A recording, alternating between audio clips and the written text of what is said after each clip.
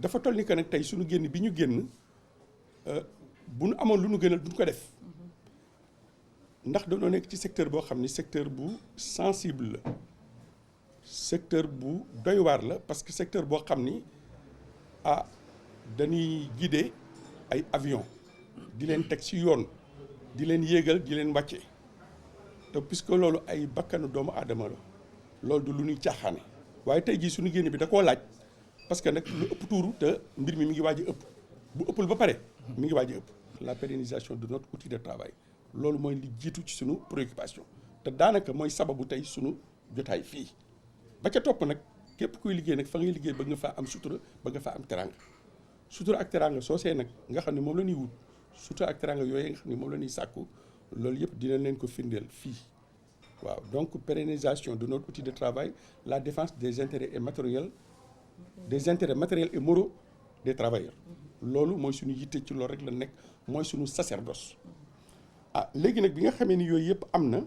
ñu ni léegi na leen tënkal li nga xam ne moom leen bëgg a waxtaan ak yéen parce que ñun dañoo daje samedi bi passé le 14 mai dañoo daje waxtaan ci suñu biir ñun conférence des leaders bi ñu génnee ci waxtaan bi nag si lañ jël décision ni dana génn wax ak réew mi ci li nga xam ne moo xew ci suñu aéroport bi te nag duñu mën a wax lépp parce que droit de réserve maanaam sunu naka laa ko mën a waxee ci olof sunu tekkaaral ak sunu dënirlu maye ñu lay xew ci suñu biir yëpp ñu di ko génne parce que suñu métier moo demee noonu waaye yéen ca mën a génne dinañ ko génne fii wax leen ko ngeen dégg ko bi ci njëkk mooy dialogue social maanaam diisoo bi nga xam ne ñu ngi koy diisoo ñi ñu seqal liggéey bi loolu dafa am lu bari lu ci sooxe parce que danoo waxoon ni danoo war di gisante ci ab diir maanaam weer wu ne ñu gisante si lu mu bon benn yoon bu ko defee benn problème du ñu bett waaye loolu amul boobu lu ñuy mettitu la ba sa topp danoo demoon séminaire jamono yële passé fële ca Lamantin Beach ci Saly Portudal bi demee ci séminaire bi ñu am ay dénkaane yu ñu fa defoon tënkoon ko c'était 11 12 ak 13 juin 2021 loolu yëpp lañ ci waxoon yëpp dara amu ci déjà rek rien que pour ñu jot le compte rendu de ce séminaire là pour ñu jot ko rek ay weer lañ toog ñetti weer toog nañ ko gën gaa gàtt pour mën a jot compte rendu séminaire boobu te lan fa na tënkoon yëpp amu ci dara loo xam ne tey jëmal nañ ko ba fii ñu toll. ba ca topp mooy information yi nga xam ni yenn kilifa yi dañ koo am téye ko bañ ñu koo jotalee te ñu am lu ñu ciy déggandeem loolu nag daa am dafa mel ni dafa am lu muy nëbb waaw lu ñuy nëbb fii amuñu dara lu ñuy nëbb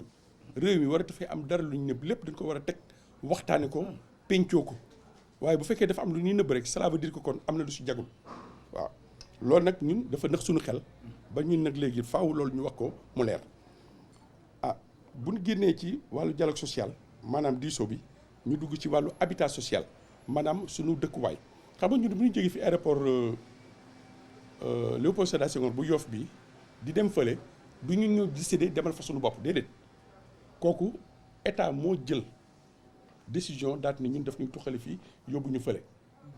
waay bu fekkee dañoo war a jëlee fii yóbbu ñu fële kay la nga xam ni moo ci aju ci wàllu transport ci wàllu restauration ci wàllu prise en charge ak dëkkuwaay yooyu yëpp dañ koo war a taxawal daanaka moo war a jiitu waaye nag booba mbir mi jàmp na jàmpaay boo xam ni ñu ni boog nan gunge rek suñu état ànd ak moom nan gunge rek suñu état président de la république nag wax dëgg yàlla daal ni dinañu gunge jàppale ñu ci lu jëm ci wàllu dëkkuwaay parce que ñun suñu liggéey dafa laaj ñu jege fa ñuy liggéeyee waaw parce que aéroport boo xam ne avion boo xam ne dafa nekk am ay jafe-jafe nekk si jaww ji ñu war koo wallu réglementation bi dafa wax ni waroo toog lu ëpp fukki minute te ñëw wàllu ci ko kon boog loolu li koy saafara mooy ñu jege fa ñuy liggéey ñu jege aéroport bi loolu taxoon président ba mu xamee loolu ñun dañoo demoon seetu ko waxtaan ak moom mu boole ñoo kenn ci ay collaborateur am mu daal di nii am daal lu ma leen jagleel ci wàllu dëkkuwaay ci benn pôle bu ñuy wax pôle de développement urbain bu nekk bu tudd Daga Xolpa nekk ca wetu aéroport ba soriwu ko waaye loolu depuis 2017 ba léegi ñu ngi siy daw amul si benn pepp suuf boo xam ne jotagum nañ ko te ñun ñi ngi dégg ci réew mi leen dëkk ñi ngi dégg nam ñu naan ñi ngay joxe fii ñi ngay joxe fële na ngay jag jox ñi te ñi nga xam ne ñun ñoo si dossier boobu ñu ñoo si jiitu amul kenn ku du si jiitu dossier bu Daga Xolpa ñu ñëw njëkk a taxaw laaj ñu dagal ñu ci président bindu ñu correspondance jaarale ko ci suñu ministre de tutelle ñu jotale nu ko ñu ni ñu jox na leen fa nangam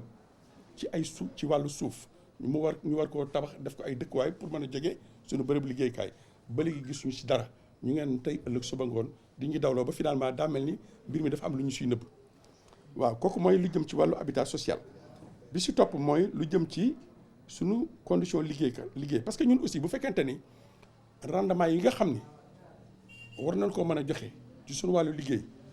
la nga xam ni moom lañu war a def ci ay conditions de travail teg ko pour ñu mën koo def loolu bu dajewul day mel ni ñun ñoo liggéeyul fekk du si ñun parce que nit ki nga xam ni dafa xëy suba ba ngoon jot amul xam ngeen ni foofu daanaka àll la aéroport bi fa mu nekk boo amul restaurant boo lekkee boo amul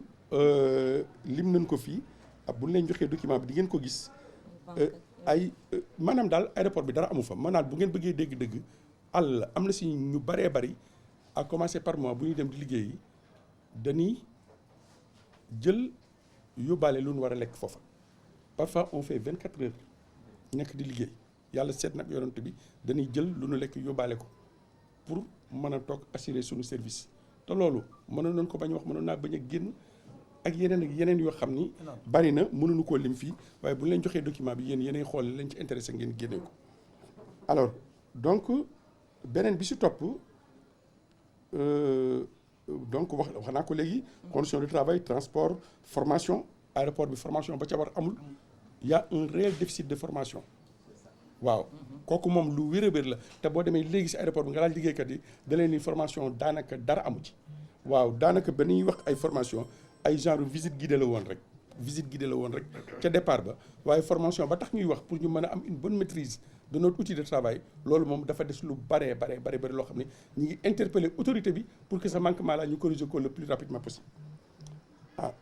wax nañ ci tamit ci wàllu restauration wax naa ko léegi organisation des vacations maanaam ni ñuy dem di liggéeyee ak ñëw xam nga ni jógee fii dem liggéeyi war a wàcc midi wala wàcc 13h daal di war a delluwaat 20h fanaan xëy suba defaat la même chose xam nga ni loolu amul lu ko gën a metti donc l'organisation de ces vacations la tamit loolu lu jar a xool la parce que aussi nit ki am na coono boo xam ne bu nekkee si yow ku xam nga jógee fii dem ba aéroport Diass nga xam ne daanaka léeg-léeg bu embouteillage bare yoon yi mën nga fay def waxtoo genn wàll léeg-léeg ñaari waxtu nga bëgg nag ni da ngay def loolu ba pare opérationnel dem yore micro contrôleur yaa ngi nii toog yore micro di wax ak ay avion loolu dalul xel wax dëgg yàlla loolu dalul xel muy contrôleurs yi muy techniciens yi muy technicien maintenance technicien météo aéronautique même les cadres administratifs ñoom ñëpp ñoo si bokk yem ku si nekk rek ca fa nga jàpp parce que aviation chaîne la waaw chaîne la boo xam ni bu si amee benn maillon boo xam ni rocceeku na rek daanaka chaîne bi day brisé wu donc kenn ku nekk fa nga nekk da nga faa war a jàpp te dañ laa war a mettre dans de bonnes conditions parce que bakkanu doomu aadama kenn du ko caaxaane maintenant am na beneen boo xam ne tamit dañ ko waxtaanee woon depuis 2017 entreprise xoolal li xew Sonatel liggéeykat yi dañ leen a boole ci entreprise bi dañ leen a jox ay action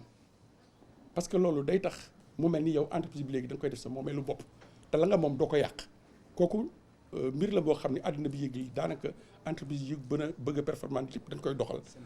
muy Senelec muy Sonatel ak feneen donc ñu baree bari ñu ngi doxal loolu ñun tam ñu ne nii nanu li nga xam ni moom la état am dans la société de gestion bi tudd Limak AIBD Souma parce que capital bi dañ ko xaaj ñetti xaaj Limak am fanweer ak ñett AIBD SA am fanweer ak ñeent Souma am fanweer ak ñett boo ko boolee loolu yëpp mu nekk 100% fanweer ak ñeent yooyu nga xam ni ci téeméer bu nekk nga xam ne moom la état bi am jaarale ko ci AIBD SA loolu lañ ñaanoon pour état dox na si juróom maanaam 5% kese bu ko defee liggéeykat yi jël ko mu daal di nekk ay action yooyu buñ ko séddale buñ ko jaayee ci biir liggéeykat yi ku nekk mën a gis sa bopp ci mbir mi def ko sa moomeelu bopp da nga ko yaxanal doo ko yàq kooku vraiment mbir bu am solo la boobu ba léegi 2017 ba léegi ñu ngi siy daw beneen bi si topp wax naa ko léegi mooy li ñu woy hub aérien maanaam lépp loo xam ne dafa jokk ci wàllu aviation ci wàllu aéronautique ci wàllu aéroport ñu dajale ko def ko ci benn bërëb nga xam ne service yi dañuy mën a coordination bu gaaw liggéey bi mën a jàppandal te du am benn rëq-rëq waaw loolu état bi moo ko mettre en place jaarale ko ci benn programme bu yaatu ëpp aérien boobu nag wax dëgg yàlla daf see am nag yoo xam ni daf ñoo xaw a jaaxal parce que danoo am benn commission boo xam ni président de la République moo génne benn décret ci biir décret bi mu daal di ni nanu taxawal benn arrêté boo xam ne dañ si jëmmal ay benn commission ad hoc boobu am ay sous commission yoo xam ni sous commission bu si nekk dafa am loolu la sas ci wàllu liggéey dafa am nag sous commission yu ñu jubboole ak sous commission yoo xam ne ñun partenaires sociaux yi dañu see beddi ñun nag xamuñu lu waral loolu waaw li nga xam ni mooy patrimoine maanaam moomeel ci wàllu suuf ak ci wàllu immobilier yu demee ni ko noonu ak li nga xam ni moo jëm ci wàllu bor wàllu tax ñun ñu dindi ci loolu te yeneen yi seet ñu di leen waa bàyyi nañ leen mën ngeen cee bokk waaye lii patrimoine ak dette dañu see beddi teg ñu fële bokkuñu ci ak la nga xam ni parce que ASECNA bi nga xam ni fournisseur de service de navigation aérienne la nga xam ni État du Sénégal moo ko jox la gestion technique de son espace waa ASECNA boobu bi aéroport bi jógee fii Yoff dem Diass la ko état joxoon ci wàllu suuf ak yu demee ni ko noonu ak ay immeuble lam ci soxlaatul daf ko war a jébbalaat état daf ko koy war a rétrocéder waaw commission sous commission ba nga xam ne moo yor loola pourquoi ñu bedd ñu si waaw ñun nag loolu dañu bëgg mu leer suñu bopp parce que ñun jaaxal nañu yeneen sous commission yi nga xam ne nag maanaam daal mooy yeneen ak yeneen yoo xam ne daanaka mooy loolu ñu ni léegi waaw mën ngeen a bokk foofu waaye yii moom du ngeen ci bokk ñun loolu mënoo ko comprendre xanaa kon foofu am na lu ñuy nëbb wala dafa am ay pexe yu jubadu yu ñu ci bëgg xamuñu en tout cas dañoo bëgg mu leer kon boog ñi ngi xaar intersyndical bi mi ngi xaar parce que yanu jot sous commission yanu ba jot a bokk PV bi wala compte rendu ba amu ci benn boo xam ne signé nañ ko te yéen cëpp jot a bokk quand même dañ ko jox ñu signé ko parce que loolu day wane ni ñun am na lu ñu ci participer am na lu ñu ci def te ci biir commission yéen daan liggéey am na ñenn ci ñun ñeent wala juróomi secrétaires généraux yoo xam ne dañ daan ñëw ci réunion commission yi amagul benn PV boo xam ne signé nañ ko te am na plan social boo xam ni dañ koo déroulé woon jëmmal ko ci biir commission bi plan social boobu ba léegi mënunoo fexe ba déroulé ko liggéeykat yi ay weer ngi nii ñu ngi toog di xaar nga xam ne léegi da ngay daal di am entreprise boo xam ne ñaari traitement yu wuute ñoo fa am xam nga loolu doy na waar liggéeykat yi nii am nañ lii ñi sa des amuñu lii te ñoom ñëpp ñoo bokk lu ñuy def loolu amul lu ko gën a doy waar donc loolu daal yu mel noonu lañ bëgg wax dëgg yàlla mu dakk te ñun dañoo comprendre mënunoo comprendre depuis mois de novembre 2021 ba léegi ñu ngi si mois de mai 2022 ci liggéey boo xam ne mënoon nañu ko def en quelques jours parce que on s'était donné combien 3 mois lan ma xoon ni dañuy boucler le travail aujourd'hui calculer leen entre novembre ak kii léegi ça fait 6 mois ba léegi on n'a rien vu le plan social kenn ba léegi kenn déroulé wu ko yooyu aussi yu doy waar la yoo xam ni vraiment il faut que mu leer benn bi si topp mooy dysfonctionnement yi nga xam ne ñoo am ci aéroport bi parce que léeg-léeg nga dégg benn passager mu génn di ñaxtu samay bagage dafa réer ñii naan dama nekk tàngaay di ma bëgg a rey ci biir salle d'attente bi ci biir aérogare bi ñii ñu nee dañ ma agressé ñii dañ ma nax ci ay yu kenn xamul yooyu nag aussi dafa jaaduwul te loolu boo gisee mu am c'est parce que la waraano am moo amul parce que société de gestion ba nga xam ni moo fa nekk mu ngi laas dafa am yu baree bari yoo xam ni yaakaaroon naa ni soxlawul woon mu di ko jël di ko jébbal keneen liggéeykat yi nekkoon fii daan ko def fii ci aéroport bi mën nañ koo def bu baax a baax na mu gën a rafete te bu boobaa da wuti benn prestataire extérieur di ko indi ba ay bor da ca am parce que léegi société ba daa fees dell ki bor parce que prestataire yi nga xam ne moom la jël indi ko prestataire yooyee lu bari ca la ñuy liggéey duñ ko fay société bi am ay bor alors que loolu liggéeykat yi ñu ngi toog di croiser les bras lenn ci liggéeykat yi ñu ngi toog croiser les bras te mënoon koo def def bu gën li ko ñenn jël ci biti di def kon xanaa daa am lu siy lëndëm loolu aussi dañoo bëgg mu leer ak lu jëm ci wàllu léeg-léeg ñu am inondation wax naa fi avec climatisation léeg-léeg ñu am ay panne des tapis yi ñu daw ba mu yàgg tapis bi daal ni kati taxu to yëpp c'est la responsabilité du gestionnaire d'aéroport qui se trouve être l'AS SA yooyu nag nañ ko wax mu leer bu ko defee la ci war ci saafara ñi nga xam ne ñoo war a surveiller le contrat diggante ce AIBD diggante contrat bi nga xam ni moo am entre l'État du Sénégal et l'AS ñi ko war a surveiller ñu taxaw saafara loolu parce que ñun kat wax dëgg yàlla nañ waxante dëgg mais ñi ñëw di liggéey ci aéroport bi ñan fa woo partenaires yi dañ fa woo lan fay def dàquñu ko c'est que nag c'est un choix de l'autorité moom moo jël décision di daal ni dinaa am partenariat ak ay turc ñun loolu mënuñu ci dara waaye nag li wér ba wóor mooy loolee dañ ñëw di ko def ñun dàquñu ko te bu ñu ko joxee ñu def ko te Sénégal la preuve avant aéroport dañ ko daan def fii aéroport Léopold Sédar Senghor fii dañ ko daan def mu jaar yoon amul woon benn problème ñu jékki-jékki daal di ñu yóbbu fële daal di wut ay partenaires indil ñu ko mais loolu ñun comprendre ñu bu fekkente ni nag xëy na dañoo mënatul a compter ci suñuy compétence ak suñu xarañteef ak yeneen ñu wax nu ko fii ñi fi toog ñii ay ingénieurs fi nekk ak ay techniciens ay contrôleurs ay agents de la météo aéronautique ñoom rek a toog fii si table ji ñi ngay gis ñëpp ñu xarañ seen wàllu liggéey liggéeykat yi tànn leen jiital leen pour ñu mën a taxaw di leen défendre ci seen wàllu outil de travail ak ci seen wàllu condition liggéey. alors beneen bi si dog des aussi am na lu ñuy wooyee ci ñun prime de sécurité aérienne parce que xam nga dañoo nekk ci wàllu sécurité du ay caaxaan parce que responsabilité bi dafa rëy kii toog contrôleur la day yor micro di wax ak avion bi bu muy wax ak avion bi wax ju leer naññ la ko war a wax gis nga tey njuumte bu toll ni tarfatal la ay bu si am bu boobaa moom mii moo am responsabilité la preuve am na suñu collègue contrôleur aujourd'hui mi ngi dem yoon di dem ak a ñëw am na suñu benn kilifa bu fi nekkoon moom tam mi ngi dem yoon di dem ak a ñëw ci avion bi fi amoon jafe-jafe sa jamono yooyu ñu génn xam naa ni waa presse bi war nañu ko dégg donc responsabilité bi dafa rëy boo xam ni aussi loolu faaw mu am contrepartie indemnité bu ñàkk solo la fii gis nañ fi façon indemnité bi fu nekk ci réew bi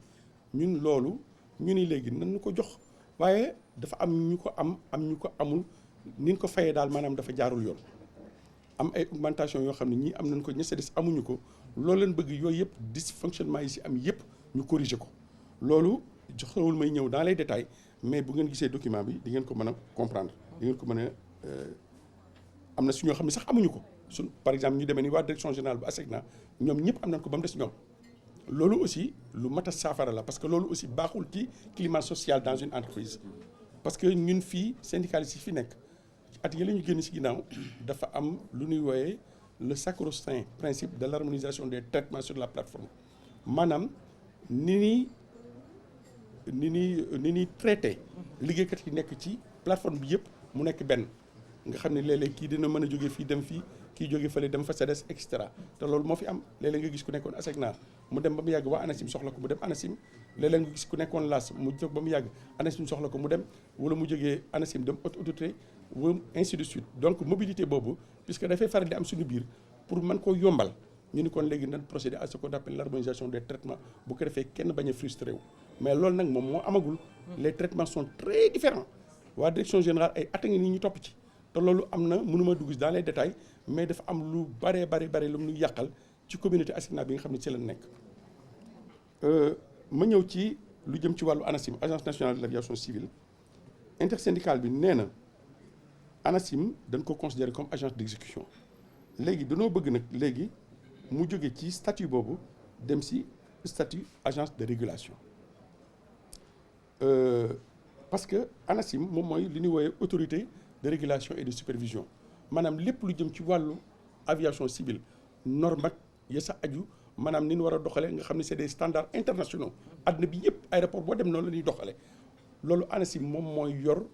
surveillance bi moom mooy yor supervision bi moom moo ko war a réguler mi ngi mel ni ARTP ni mu mel ci wàllu fréquence yi noonu la ANACIM mel ci wàllu aviation civile waaye loolu régulation boobu nag muy def ñi nga xam ne ñoom lay kii bu fekkente ni ñooñu ñoo koy faf nag mujj di ko perfuser amatul dara donc il faut que ñu def ce changement de statut bu ko defee ANACIM dina mën a retrouver wu son pouvoir régalien pour que mission bi nga xam ne mën ko jox mu mën koo doxal correctement loolu wax nañ ko fii leer na nañ ku lire document bi di nga ko gis donc ba pare aussi ANACIM wax dëgg yàlla ñun fii at mu jot am na entreprise yuy wax ay 13e mois am na entreprise yuy wax ay 14e mois am na entreprise yuy wax prime de bon résultat et cetera prime boobee nga xam ni genre ndàmpaay la lu ndaw loo xam ni parce que ku nekk xam na salaire doyul kenn fii ci Sénégal ku nekk sa salaire bu ñëwee le premier balaa le 15 jot daanaka deseetoo dara donc benn moment rek la liggéeykat bi am ci dundam ci at mi boo xam ne dina war a mën a am loo xam ne dina ko terale njabootam ñu koy wooyee PBR prime de bon résultat fii plateforme bi ñëpp am nañ ko waa ANACIM ñoom nee nañ leen puisque yéen agence ngeen da ngeen a jokk ci wàllu nguur gi yéen dañ leen a soumettre à ce qu'on appelle un contrat de performance ba pare nag bu leen noté ba ngeen xam ne baax ngeen nag ñu doog leen a jox xam nga loolu jéggi na dayo ñoom fi nekk ni ay at ñaata at Kéba 4 ans ñeenti at ak ni ñu ngi toog di xaar amuñu dara seen yeneen morom yi nekk si plateforme bi yëpp ñu koy am te ñoom ñooy autorité de régulation et de supervision yooyu aussi dañ bëgg mu saafaraw amuñu motivation amuñu benn motivation mais ce qui fait que la conséquence mooy leen ña fa nekk di ay nit ñu xarañ ay ingénieur ñu am ay doctorat ainsi de suite ñoom ñëpp a ngi dem seen yoon te loolu manque à gagner bi mu indi si réew mi kenn xamul nu mu mën toll yooyu aussi dañ bëgg mu saafaraw alors intersyndical nag nee na njariñu liggéeykat yi seen outil de travail ak la satisfaction de leur préoccupation jaral na ko lu ne jafe-jafe yi ñuy nekkee bu danoo bëgg mu saafaraw te loolu nag dañ taxaw temm pour mu saafaraw te di ngeen xam ni danoo taxaw temm ngir mu saafaraw dinañ convoquer benn assemblée générale ci fan yi di ñëw te assemblée générale boobu bu paree dina si def bi yoon dootul nekk point de presse conférence de presse lay doon ñu jox leen kàddu ngeen poser question bi ngeen bëgg a poser ñu tontu leen te am nañu droit nag lépp loo xam ne laaj na ko dinañ ko def lu mu laaj lu ñu yoon may rek dinañ ko def bañuñu si ba déposer préavis de grève bañuñu ci ba tëj aéroport bi waaw loolu il faut mu leer opinion bi xam ko. donc jàpp nañ ni fii nu jëm aéroport bi dafa nekk en feu nous sommes obligés d'alerter dañuy alerter pour mu leer wax leen ni dañuy ñëw lan doon waxtaan jeex na Cheikh wax nga ko léegi dem daje nañu Mbour Saly daje nañu ci ay ministères maintes reprises dem nañu dikkaat dégg ngeen barki dem liggéeykatu 2AS le président Macky Sall moo war a jël ay matukaayam DG yi xam nañ la fa xew ministres yi xam nañ li xew ñaari réew bu nu amee ay intérêt Turquie am na intérêt fii ci Sénégal am intérêt fii bu ñu demee ba suñu ay intérêt war a nax saay loolu na ko seetaat mooy waxi dëgg gestion bi ci aéroport bi baaxul des jeunes cadres ñi ngi démissionné di dem seen yoon bu njëkk su la indee aéroport da ngay nekk aéronautique dañ lay formé da ngay dem Niamey da ngay dem IAMAC da ngay dem partout depuis que ñu indi donc pratiquement partenariat entre Souma et Limac et vraiment ak les Turcs on a vu que ni doomu sénégalais ñi nga xamante ne liggéey ni mu jafee doon ay jeunes cadres ñi ngi quitté et li may wax mën naa jël exemple am na benn doomu Mahmoud Sele bu nekkoon ci ñun laas man mii laas laa nekk mais yow ñu indi la cahier de charge bi nga xamante ni moo dox ci diggante AIBD ak donc Souma Limac waaw pourquoi état du Sénégal bi 3 ans yi matee du ko évaluer mais dañu war a seq ay business yoo xamante ni Sénégal moo ciy ñàkk Sénégal ay doomu Sénégal ñoo ciy perte ay emploi ay doomu Sénégal ñooy préféré nekkoon ay aéronautique Sénégal jaay ay xaalis yu bëri ci ñoom ñu dem ba ay ñaame def ay formation ces gens là tey ñooy quitté di dem ça veut dire que l'aéroport est en danger il faut président Macky Sall mu dimbali ñu ci lii ñu wax te war naa xam ne aéroport dafa ubbi 5 jours ñu grève ñun kon mën nañu ko 5 jours wàcce ñuy Gambie wàcce ñuy Cap-Vert feneen xam na lu mu coûté exactement peuple bi lu mu coûté Sénégal ak compagnie aérienne yi danoo bëgg ñu xam ni lii ñuy wax nii nekkul ay wax yi caaxaan Turquie en réalité seen mission defuñu ko ci biir aéroport bi dem ba finalement mënatuloo fay courant la semaine yee ñu génn dañu doon toog ku bëgg a tukki da nga ñëw fekk aéroport ni këris waaw fii la war toll ci ay partenariat exactement te RDA tabax aéroport Blaise Diagne Macky Sall lii day ñëw mu wax ci mu leeral mais bu dul loolu c'est-à-dire dem ak dikk aéroport du mënul yomb c'est pas possible loolu lañ bëgg pour mu leer ci l'opinion publique te buñ koy def xam nañ heure bi ñu koy def ak nu ñu koy defee loolu nu tëdduñu loolu la ñu liggéeykat yi sant mandat boobu la ñu jox dañu bëgg mu leer nañ voilà beneen bi ci des mooy am na ay bataaxal yu génn bu yàggul ñu daje ak le ministre Alioune Sarr AIBD la ko jox muy ñetti lettre confidentielle nan ko traité ci du mu gën a gaawee parce que nag ñun mënuñu nekk ci aéroport boo xam ne duñu gis ku ñu waxal su duñu gis ku ñu waxal doo soo amee document doo gis ko kooka traité loolu lañ wax ni day dakk et ça suffit jeex na je ne sais pas dem rek et tout ça doo gis koo waxal alors donc moo tax ñu wax ni fii ñu toll nag nam président Macky Sall jël ay matukaayam parce que ñun Aliou Sarr daje na ak moom entreprise xam na secteur bi li ci nekk xam na jafe-jafe yi façon gestion bi am gestion bi ci aéroport bi moo baaxul business plan bi baaxul yàgg nañ ko wax mais li ci Sénégal li ci ay ñetti nit war a am wala ay ñeenti nit au détournement pratiquement de tous les Sénégalais jaru ko patrimoine bi ñu jógee fii nag ci ADS bi ñu fiy jógee ñun ay travailleurs ex ADS lañu xam nañ bu baax la fa nekk def nañu commission def nañu jógee nañu fi dem Saly def séminaire ñibbisi séminaire bi doon dara fusion AIBD la woon ak ADS fusionné nañ ko ba pare am na loo xamante ne mooy patrimoine bi demoon na plus de cent et quelques milliards on a tous les documents ba pare xam kër yi xam immeuble yi am nañ ko Point 1 am nañ ko Colobane ay Fann Résidence lii yëpp ci alal ji la bokk waaye ñun ñu bokk ci boobu commission président génne décret ni dem leen ngeen discuter ak partenaires sociaux yi lu ngeen di def d'accord leen ci ak ñoom ñu bokk ci commission yi bokk ci liggéey bi yombal fusion bi mu am amul benn coow dégg leen léegi ñu bokk ci loolu ñu pare ñu jox document bi ñu xam ne lii kat am na transparence ñu daal di xool ne numéro bii de nekkoon na Point 1 dugg na am na ay nit yu occupé ay woon fi ay kër Point 1